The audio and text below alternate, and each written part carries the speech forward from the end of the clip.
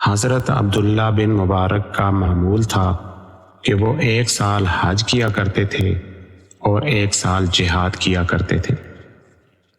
وہ فرماتے ہیں کہ 1 سال جب کہ وہ میرا حج کا سال تھا، میں 500 اشرفیاں لے کر حج کے ارادے سے چلا اور کوفہ میں جہاں اونٹ فروخت ہوتے ہیں پہنچا تاکہ اونٹ خریدوں۔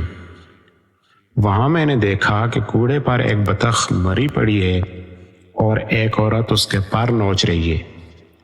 میں اس عورت کے پاس گیا اور اس سے پوچھا کہ یہ کیا کر رہی ہو؟ وہ کہنے لگی، جس کام سے تمہیں واسطہ نہیں اس کی تحقیق کیوں کر رہے ہو؟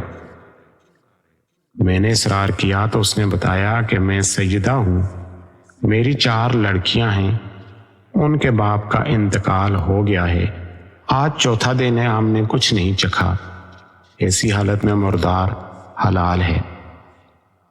ابن مبارک کہتے ہیں کہ مجھے ندامت ہوئی اور میں نے 500 اشرفیاں اس کی گود میں ڈال دیں اور حج کا ارادہ ملتوی کر دیا۔